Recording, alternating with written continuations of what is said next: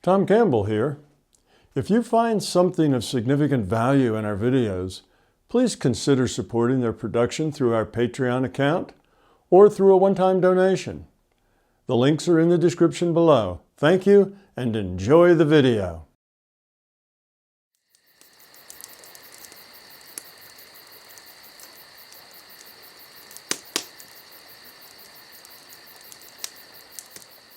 Eric, please go ahead.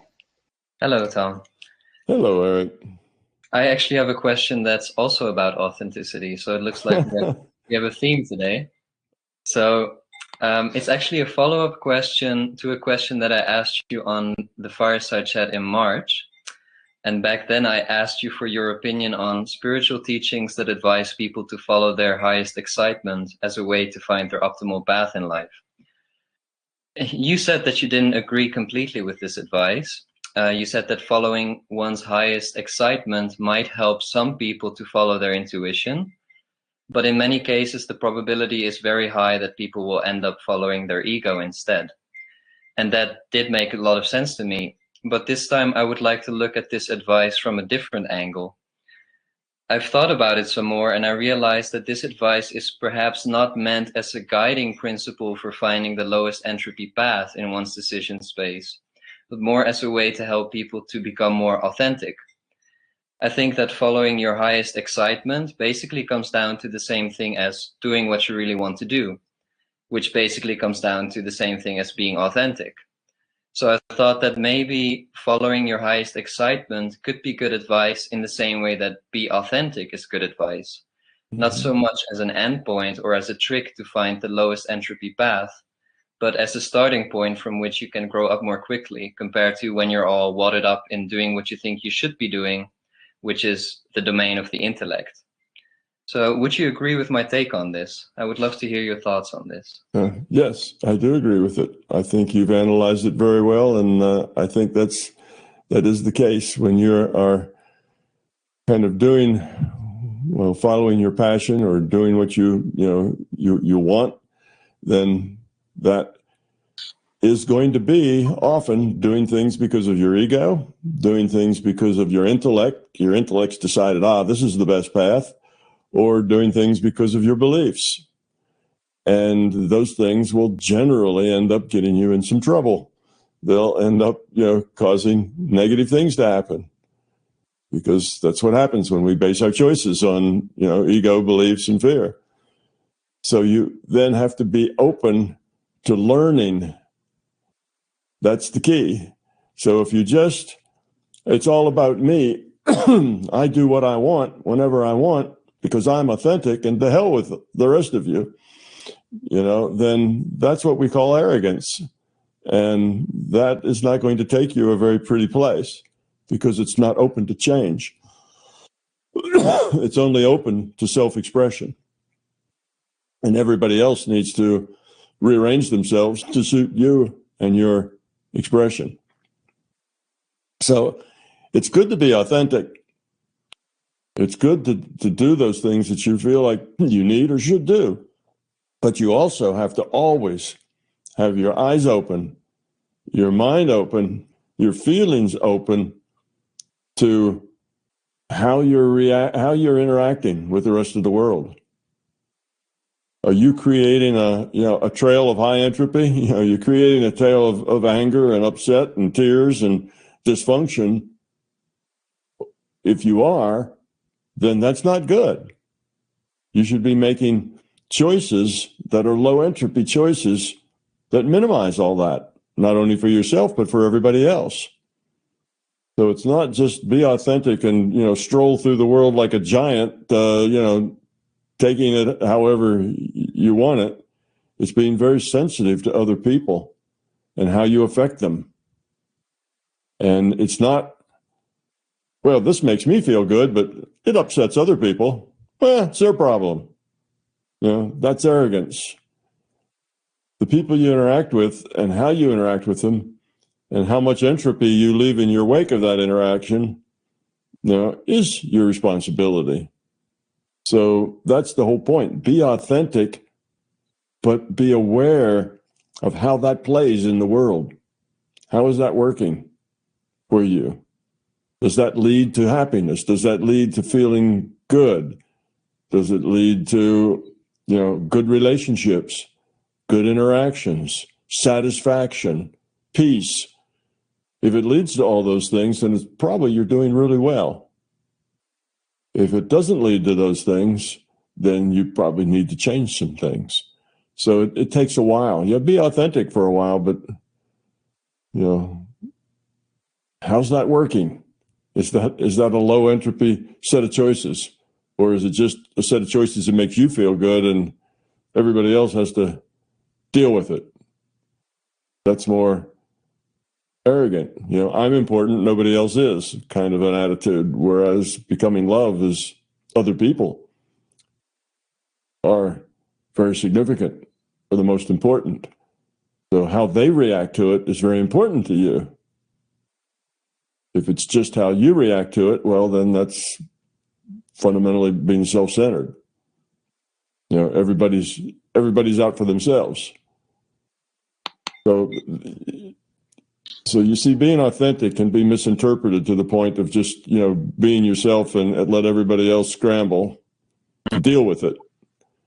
And that's just a self-centered approach, because being authentic means, if you're going to turn that into something that's a useful tool for growing up, you have to do that along with the idea of how does that play in the world and what am I doing with entropy?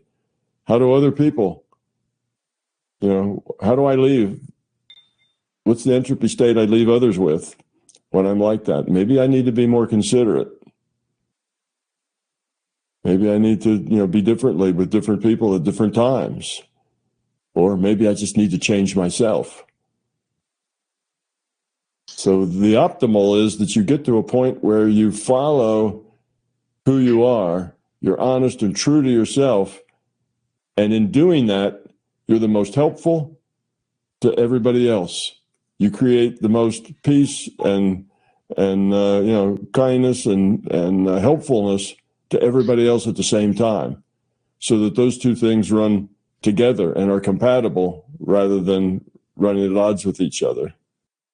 Thinking about this topic led to quite an aha moment for me, because it made me realize how many of my choices were based on intellectual shoulds and ideals instead of just doing what I really wanted to do. And I realized it's better to just always be in a state of doing what I really want to do, and then when the outcome is negative, working on changing my perspective or changing my being level quality, so that what I really want to do changes to something more profitable for the whole.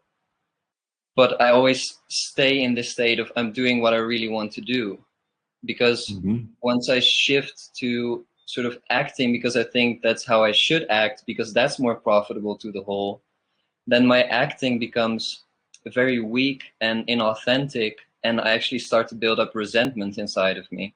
Yes. Yeah, that's very accurate. That's true. So as long as you're aware of how you are interacting, how you're doing as far as other people, and other people are important, then that is the right way to go about it. Acting is not the good way to go about it. If you're not that sensitive to other people, then you have to perhaps act a little bit to be more sensitive to other people until you become aware of how they feel and how your choices affect them. And if it's more about them than it is about you, if you care about other people, then you'll do the right thing. So I think you're right. I think you're on a good path for you. And when you deal out of your intellect, that's a very problematic path, because that intellect is where your ego and your beliefs, tend to hang out as at the bottom of that intellect. So dealing through your intellect is often dealing through your beliefs and your ego and your fear. And just be who you are and learn from it is probably the best way for you to go forward. You just always have to make sure that you're caring and not arrogant when you do that. That's the downside. That's the slippery slope on that method. you have to not be arrogant. You have to be caring about other people. So even if you think, well, those other people are just have problems, you know, it's their issue, it's their beliefs and their ego, but that's all right. You still care about them. You don't say, well, that's their problem. You know, if they have this issue, then it's just their problem. They need to solve it. You know, it's not my problem. That's not right. If the things you do upset them, that is also your problem. You're not being helpful. You're not being, you know, part of the solution there with them. So you have to let other people be however they are so that they can be authentic. And how, with everybody being authentic, we optimize the positiveness that everybody feels. We optimize, you know, the low entropy solution with everybody being authentic, which means you have to be authentic, but you have to be caring, both. That's all your responsibility. The effect you have on other people is your responsibility. We can't just point at them and say, well, that's their problem. They need to grow up. That's arrogance, putting yourself ahead of them. So that's the balance that you have to continually, you know, work with. How you affect other people is also your responsibility. That has to be part of that's part of the equation when you're starting to calculate the low entropy path. Has to be how you affect other people. And it doesn't matter whether those other people have problems or not. It's how do you affect them as they are. You have to accept them as they are and then try to leave a low entropy path through your interactions with them. So it's about being helpful and useful to others. You know, sometimes people have the idea, well, if I just live my life for others, then my life becomes hollow and empty. No, your life becomes one without fear, without ego, and without belief. And that turns out to be a really great life. It's not hollow and empty. You're just doing things because it makes other people feel good. Well, that's not the point. You need to do things that are good for other people, not just to make them feel good. You don't want to enable bad behavior, but you don't want to throw gasoline on a fire that's smoldering either. So you walk between those paths. So you have to know when you're an enabler, enabling bad behavior, well, then you're feeding that is a bad thing. If you're not enabling bad behavior, you're just giving somebody opportunity to grow, then that's a good thing. And all of that changes from person to person, from, you know, minute to minute and hour to hour. So you're always juggling those possibilities, doing the best you can to work your low entropy path through reality, through your interactions with other people, not to enable their bad behavior, but not to penalize them because they don't agree with you. They don't see it your way. So it's this entropy, you know, optimizing the low entropy path is a calculation that you don't just figure it out once and then do it. It's a moment by moment interaction and assessment. And everybody makes lots of mistakes in the process. And then we learn from them. And, you know, a decade later, we're a lot more grown up. I guess the trap that I tend to fall into is that in my intellect, I make those calculations and I see like, oh yeah, for example, in my relationship, I see that the most ideal way for me to be is this and this. I have to always give her right. If she wants to paint the room purple, I'll paint the room purple. If she wants to go out, I'll go out with her. But then I do all of those things because in my intellect, I've decided that that's the low entropy thing to do. But then it's like it's not really authentic. And I think it would actually be better if I would just honestly say that I really don't want to paint the room purple. I'm sorry. And if I do paint the room purple anyway, I'm just going to build up resentment inside of me. So we have to find another solution until I change.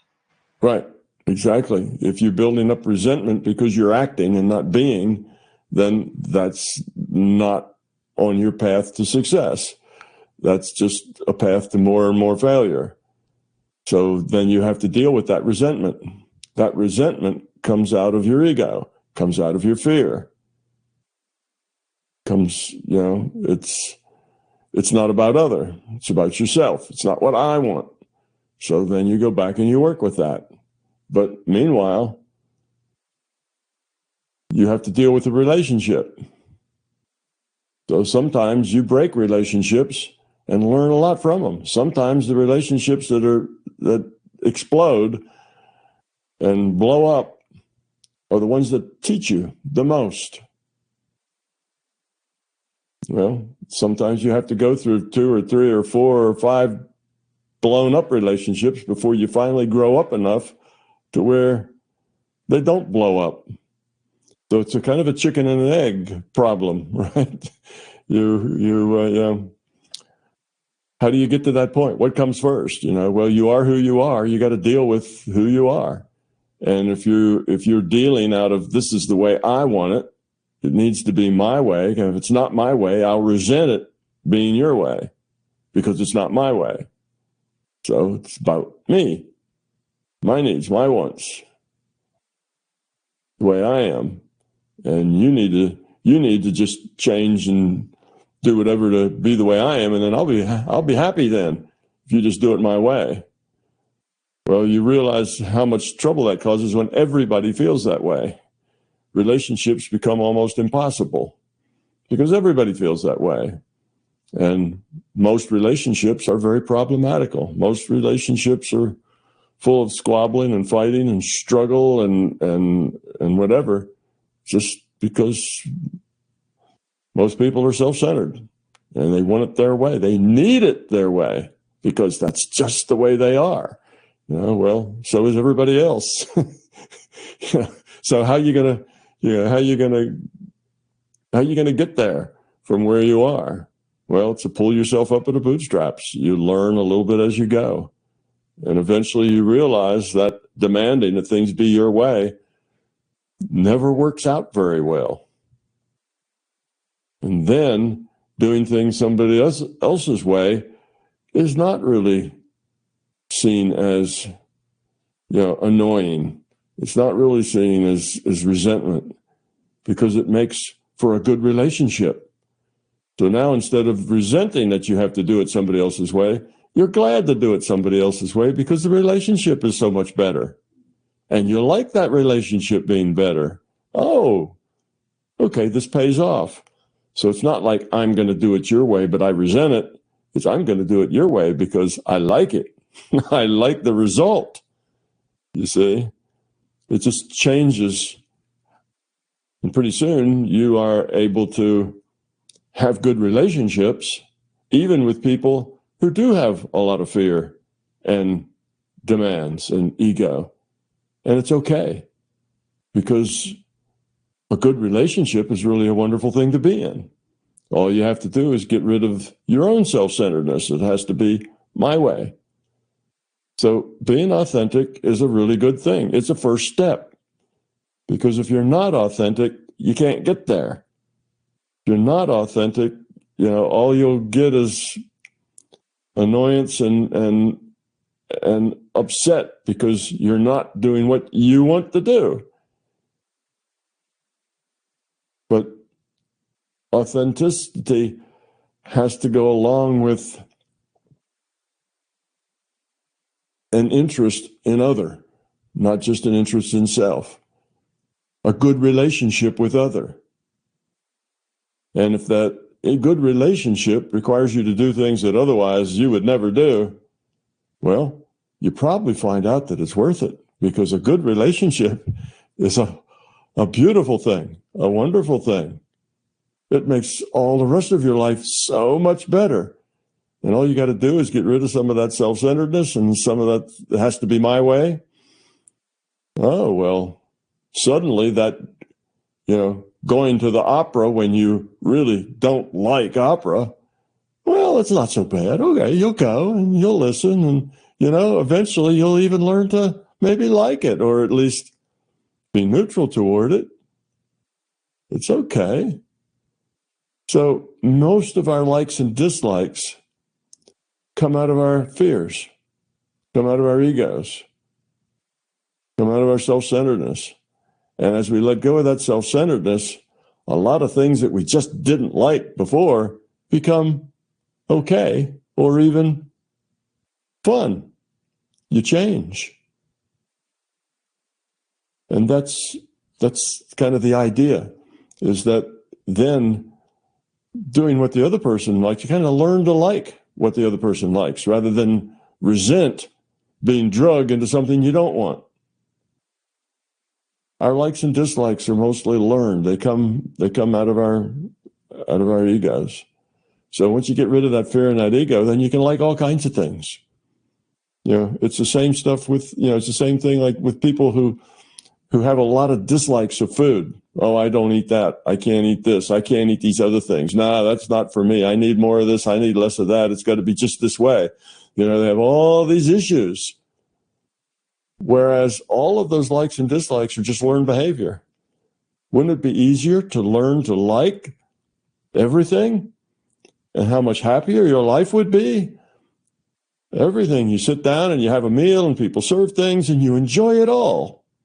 Even the stuff that, wow, that was weird, but it was kind of a new thing. Yeah, I kind of like that experience. I don't know if I'd go do it again, but it was neat. Now I know that, you see.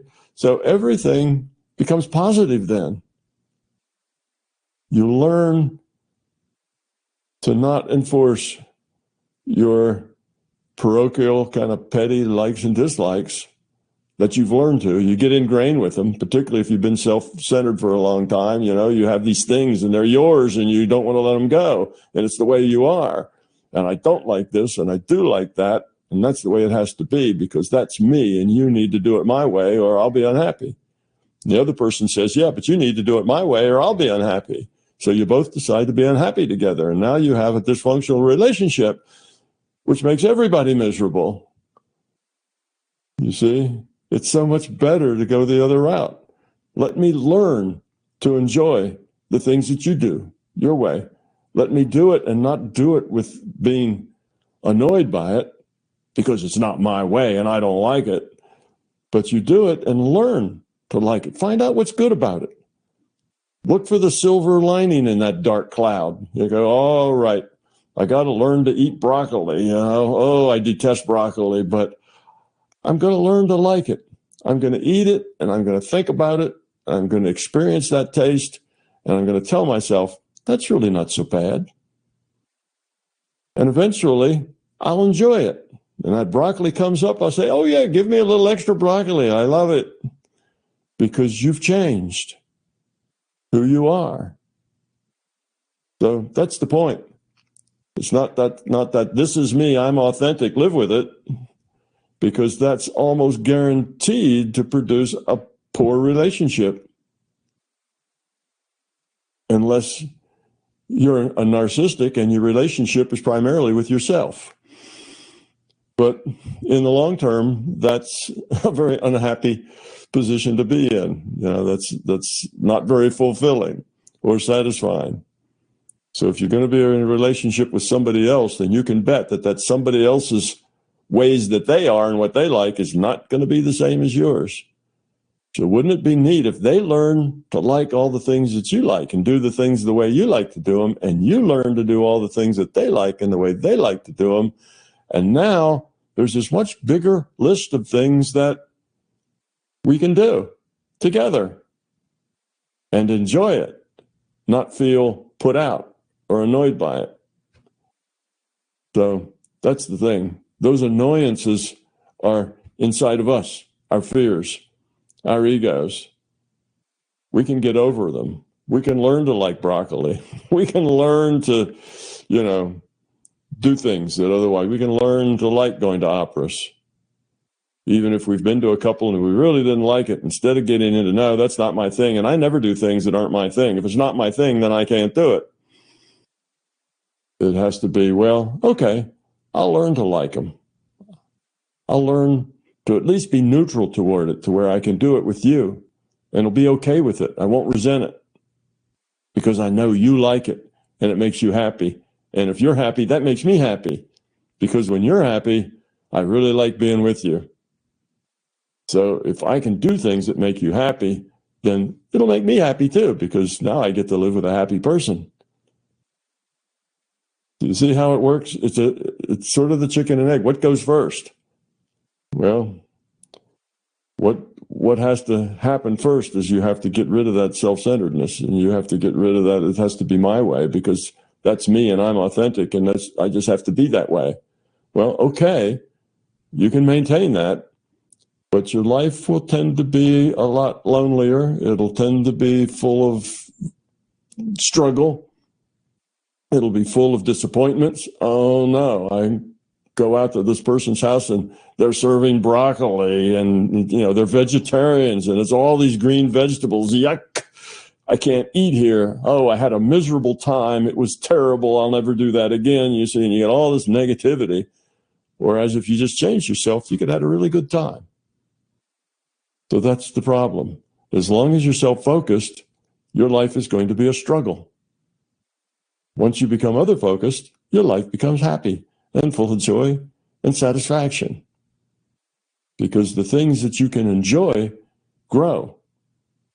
The things that annoy you almost disappear. So that's the kind of changes. So being authentic's only good if you also care about other people. Being authentic and not caring about anybody is just going to make you arrogant. So does that help bring some perspective to the authenticity? For sure, yeah. Thank you. That was very valuable. I think it's just about being authentic, and then it's a starting point. We don't take it as an end point. So Right. We start authentic, and then we try to become authentically, unconditionally loving. Yes, exactly. Well said. Okay, thank you very much. That was very valuable. Very nicely said, Eric. Please go ahead, Cheryl.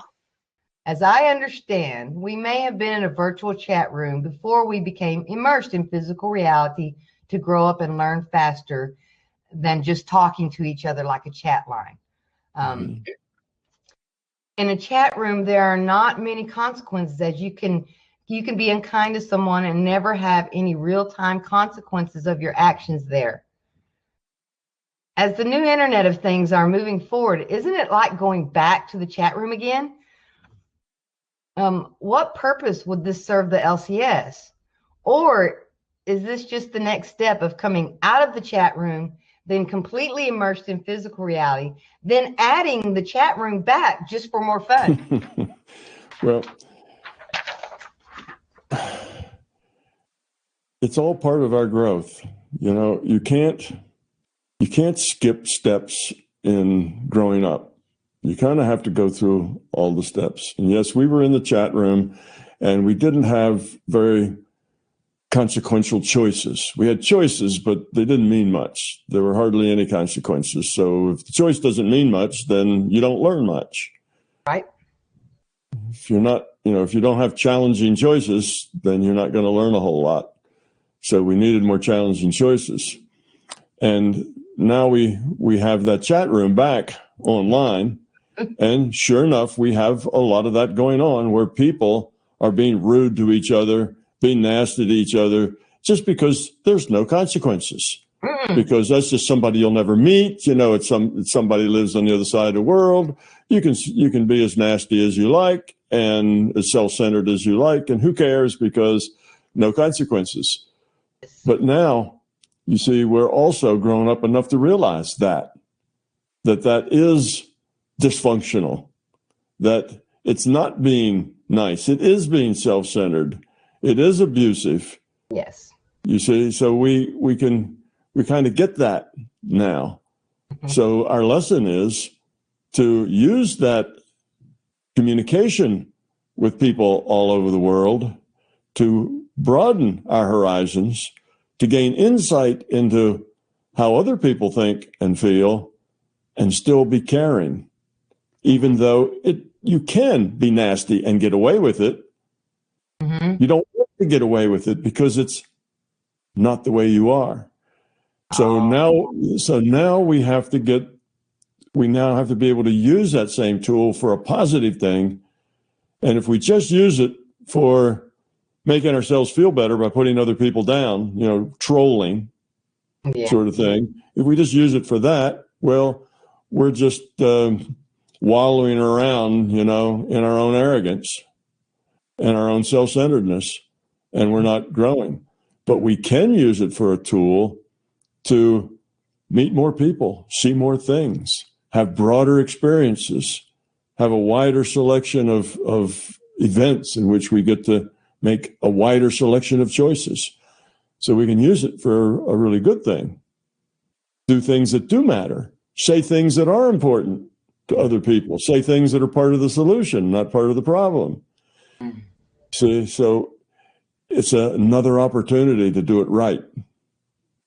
So now we can take those tools and make them positive. So it's not that the internet or that the big chat room is itself a negative thing. It's just a thing. It's how we use it, how we come to it, what we do with it, how we express ourselves over it. That's the opportunity to grow up. These new technologies are just technologies. They're there. They give us opportunities to be low entropy, and they give us opportunities to be high entropy. We can take the internet and use it as a platform for scamming other people and abusing people. We can use it for a platform for broadening ourselves and becoming less provincial and having bigger pictures. So it's just what we do with it. And, we grow from all the new technologies. They're not only technologies of things, but they change the way we see the world. And if that change is a positive change, then they're part of the solution. So that's good. But we have to make that choice. Right. Just feels like, wow, this tool sure is making a lot of entropy. That's true. We are using it very badly. The potential is there to use it very well. And we are also using it in a very good way, too. A wonderful way. Yes. So it's a tool. Tools are kind of neutral. It's how we use them. It's how we approach them and how the choices we make with them. And that's what's important. So think of it as another opportunity to help us grow up. Another thing that we can use to make our lives worse, or something we can use to make our lives better. And it all is up to us. That was so helpful. And thank you so much for everything. Thank you, Cheryl. Mossy, please go ahead next. Hi, Tom. I wanted to ask you a question related to the separation of PMR and NPMR. And one of the concepts that I don't understand in the MBT is the separation of PMR and NPMR.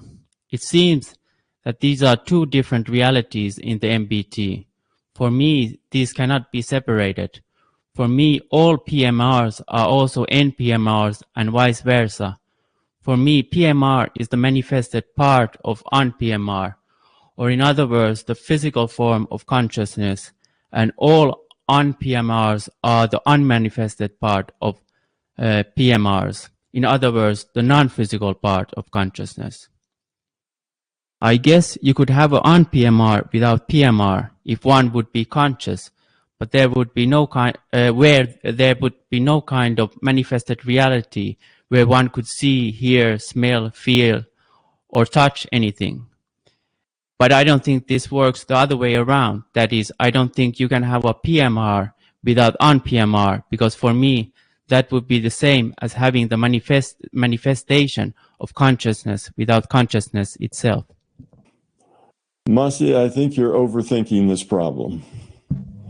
I agree with all the things you said. There's no disagreements there, but you're making more out of it than was intended, than I intended with the terms.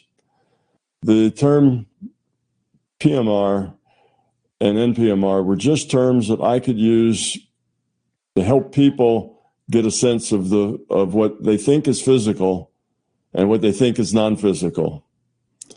And they're mainly terms that a beginner, somebody new to this, can immediately kind of get this sense of course, they think that their world, their physical reality is what's physical, right? That's PMR. That's the physical world. Well, it's not really a physical world at all. It's a virtual reality inside of consciousness, and consciousness is non-physical. So, how is that? Well, you've thought it through to more depth than what the PMR and NPMR really were meant to do. They were just meant to be a separation in people's minds between two things. And one is the world, which is the universe that seems physical, and everything else. And I wanted to make that differentiation between the universe that seems physical and everything else, just because that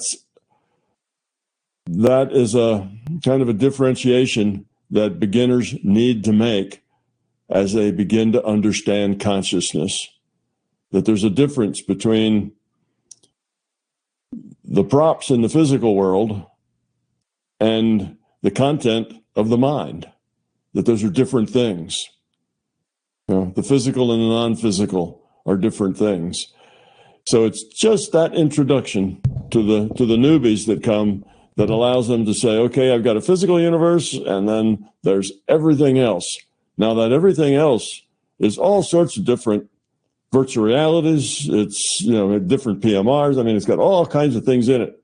But that was all that was really meant to be, was a very simple difference between what I think is real, what most people, when they come first to MBT, what they think is real, which is the physical universe, and that stuff that's also very important, but it's not part of the physical universe. All the subjective world is not part of the physical world. It's part of the mind world. It's part of the thought world. It's part of consciousness. And to realize that there are those two different things. And once I can get them to see those two realms and that they're different, then I can slowly lead them to the point that consciousness is fundamental. That most of all the stuff that really matters is in that subjective world, not in the objective world. And that they are consciousness, and consciousness has to be non-physical from the viewpoint of the avatar.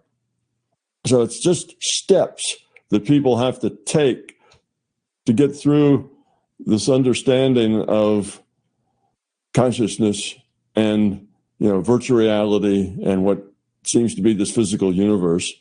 So my terms were basically, well, I didn't actually invent the PMR and NPMR. Bob Monroe invented that. Those were two of his acronyms. I just used them. But he invented them for the same reason, just to make a differentiation between mind and matter, between consciousness and what we think of as the physical, which isn't really physical at all. It's just virtual reality being played by individuated units of consciousness. And then I make the point that physical and non-physical are just points of view. Neither one of them are fundamental. It just depends on where you are, what things look like. So if you happen to be an avatar here, then the universe seems physical. If you happen to not be an avatar here, you're in some other virtual reality, then our universe doesn't exist and seems non-physical, just like somebody else's physical universe seems non-physical to us. And dreams seem physical when we're in them and not physical when we're not in them. And the physical and non-physical really aren't primary things at all. They're just points of view. That's all. Just a point of view. But I don't start there because that's too abstract for most people to start with that kind of a idea. So I start with what most people understand, and that is, this is physical. It's called the physical universe. I'm physical, and I live here in this physical place. That's kind of materialist viewpoint. And then there's everything else. And my first issue in trying to get people to see this picture is to have them admit that there is an everything else, that the physical isn't just the total sum of it all, that there is something that is important and real that's non-physical. There is a subjective part that is very meaningful. There is something called consciousness. And then I lead them to the idea that consciousness is not physical. Now, most consciousness researchers are still trying to create consciousness out of the brain, out of the physical world. That's what they're all about. You go to some colloquium or some seminar or big meeting about consciousness, and all the conscious researchers are there. What they're all about is different strategies to derive consciousness from physical reality. That consciousness is an epiphenomenon of the physical. It's based in the physical because physical reality is primary and fundamental, and everything else has to be causally related to the physical world. And then you don't have the physical and the non-physical. You only have one thing. It's the physical. And consciousness is an illusion created by the physical. You see, that's where consciousness researchers are, trying to work out how that illusion works. It's called the hard problem. And it is a really, really hard problem because it doesn't work that way. That's what makes it so hard. So in any case, I didn't mean to have the physical, non-physical, PMR and NPMR have such in-depth definitions and meanings as you're giving to them. They were really just a very superficial thing to help people differentiate between the two. So that's what I meant when I say you were overthinking it. You were taking that metaphor way beyond where that metaphor was ever intended to go. And all the things you said were correct. Yes, it's all consciousness. Yes. I wanted to also ask you about the falsifiability of the virtual reality. Mm-hmm. To my knowledge, a scientific theory must be falsifiable for it to be considered a legitimate scientific theory. To my knowledge, the virtual reality hypothesis is not falsifiable. Even many of the people who argue that it is possible that we are living in a virtual reality admit that this cannot be falsified. For example, computer designer Rhys Work, who wrote the simulation hypothesis, seems to agree with the argument that the simulation hypothesis is unfalsifiable, even though he argues that it's possible to find evidence to support the simulation hypothesis. Am I wrong in that the simulation hypothesis is not falsifiable? So even if we find evidence that supports the simulation hypothesis, like findings of different kind of double-slit experiments, isn't it still so that the theory of virtual reality cannot become real mainstream scientific theory unless there is no longer this criteria of scientific theory being able to be falsified? Okay, it's a good question. And in order to answer that, you have to really understand what they mean by being falsifiable. What is meant by being falsifiable is it cannot be falsifiable in a material sense. Right? There's when you say something is falsifiable, you have to be able to, if it is, well, that's the best way to say it. You can do an experiment to show whether it's true or not. That's falsifiable. You have to be able to, there is some experiment that shows that it's true or that it's not true. So, the experiment that they want to do, though, is a physical experiment. It has to be a physical experiment. So they say that, of course, I agree with them. You cannot show non-physical reality by doing a physical experiment. That's just kind of an obvious thing. There's nothing you're going to do physical that makes the non-physical physical. because the non-physical isn't physical. So what do we call those things? It's an oxymoron, or, it's something that is just obviously self-evident. That's kind of the joke I had in my book with the takeoff on the Three Stooges, with the non-physical microscope trying to make the non-physical physical. That's what science is saying, that the non-physical can never be physical until we prove that it's physical. Well, to me, that is just nonsense. You're not going to prove that the non-physical is physical. And if it's not physical, then it isn't science. It can't be science if it isn't physical, because if you're a materialist, everything has to be physical. So if you can't prove that the non-physical physical, then obviously, it's unfalsifiable. There's no experiment that will ever show the non-physical as physical. Yes, that's true. So they're right. That is indeed a fact. But the point is that in this reality, this larger reality that has virtual realities in it, like the one that we're in, you can falsify the non-objective, but you don't do it physically. In other words, you can take MBT, you can take the things that I say, and you can apply them. You can apply them to your life and say, all right, let me see how they apply. And do they apply to your life or not? That's how you falsify them. That's the experiments you do. But that experiment has to be done in consciousness space. That experiment is done in a subjective space. That's what we've been talking about when we were talking about being authentic. You see, that's like, okay, being authentic is on this pathway of, it's part of the tool sets you use of trying to get rid of your fear and become authentic. So now, is there any way that we can physically prove that being authentic will help you become love? Well, no. Well, therefore, it's just something that people imagine because it's not physical. But can you actually do that experiment in consciousness? Yes. Work with it. Try getting rid of your fears. Try understanding other people's viewpoints and see if it makes your life better. See if your world gets better.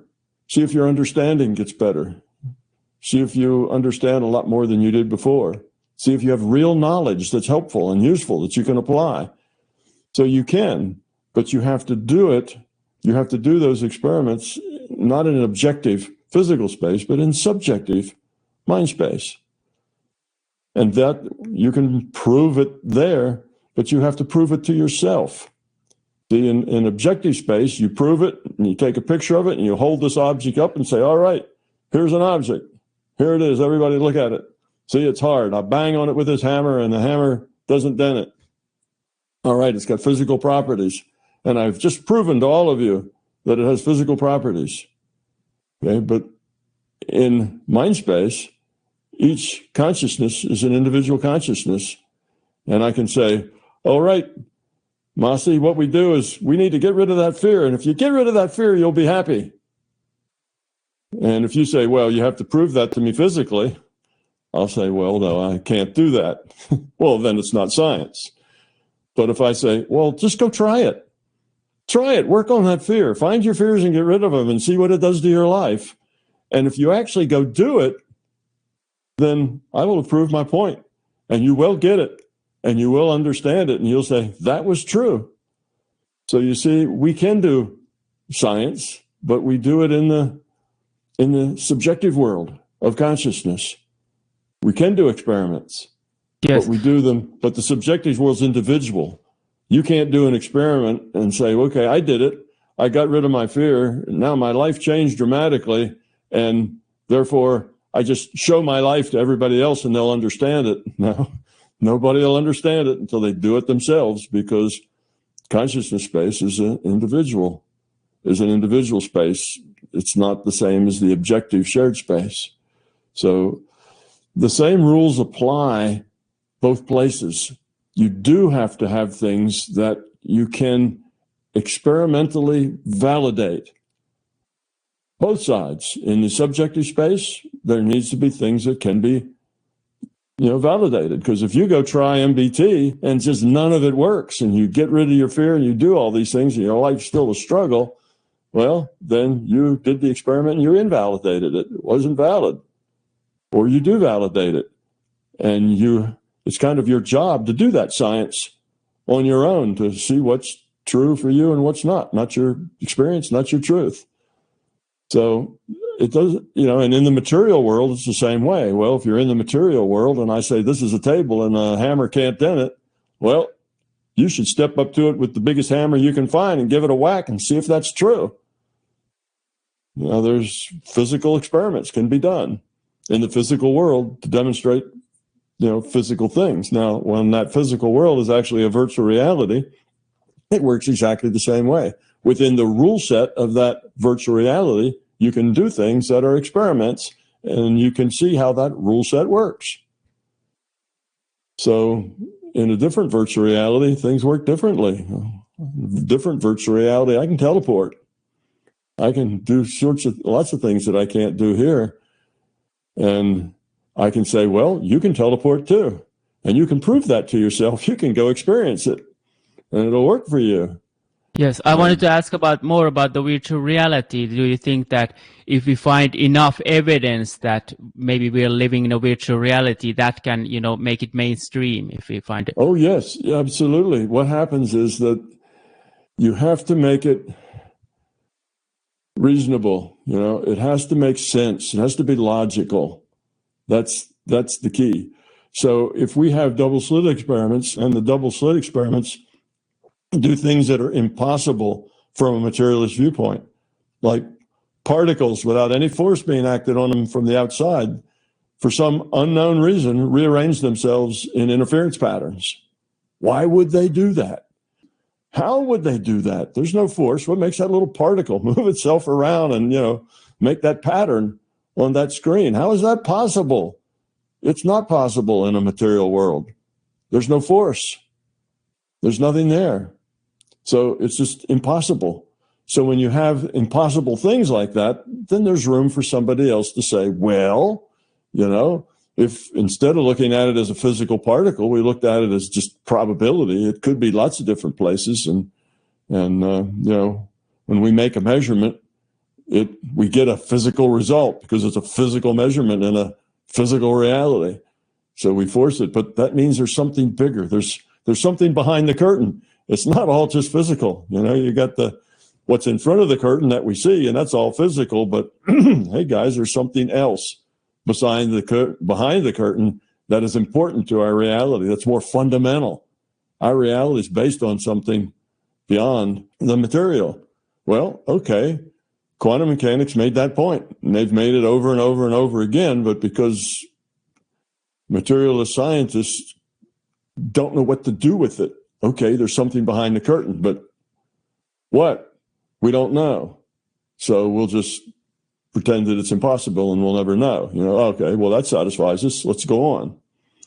So we have that sort of thing. But yes, if you provide enough evidence of an idea, of a theory, of a way of looking at this, what's behind the curtain, that makes sense, then it will be accepted as science, and science will grow and expand in order to accept it because it's logical. So materialism isn't going to dominate science forever. It's just dominated science since science started, since Newton. The clockwork universe is just dominated, and it's still dominating, but it's losing ground. More and more people are saying this reality is information-based, not material-based. It's not particles. It's not waves. It's information.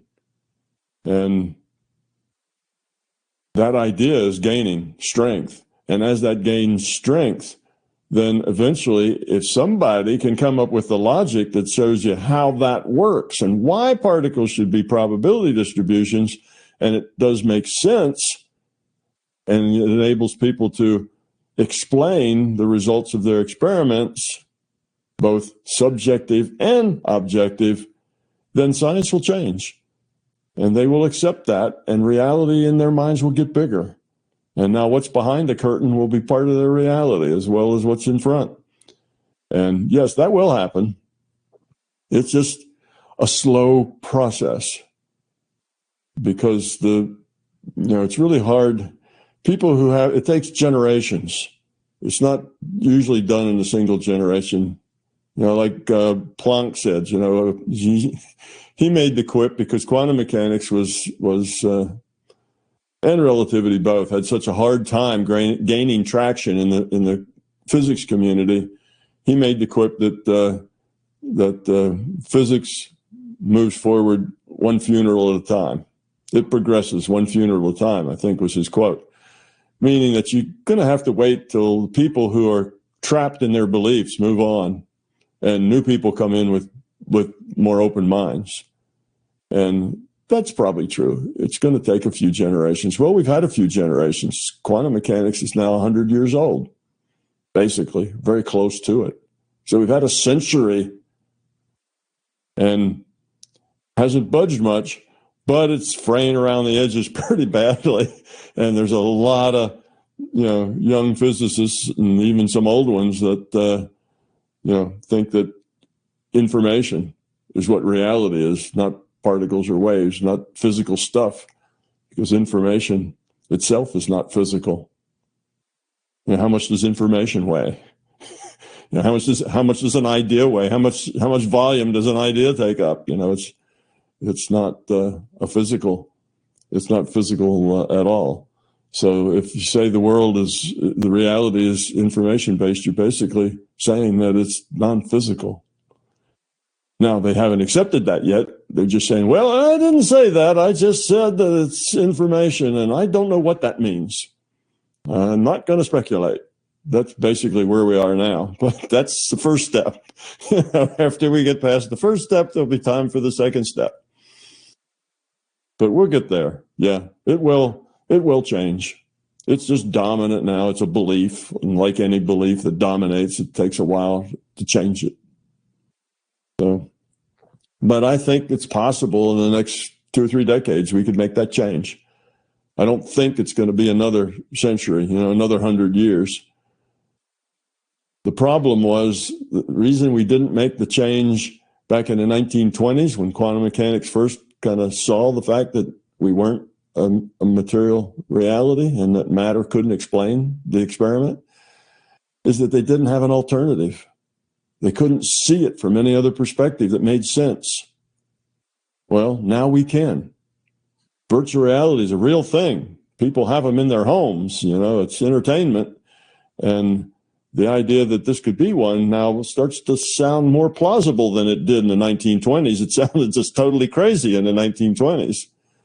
But now it doesn't sound nearly as crazy as it used to. And another 2 or 3 decades from now, it's going to sound even less crazy and less crazy as people have concepts and ideas of how this might work. And that's basically what MBT brings to it. It's a theory or a set of metaphors, a way of understanding it, whereas that becomes logic. That you see that a bigger picture that is logical, and science runs on logic. Science runs on logic. People think that science runs on math, but science runs on logic. Math is just the logic of quantity. It's just one piece of logic. So we'll get there.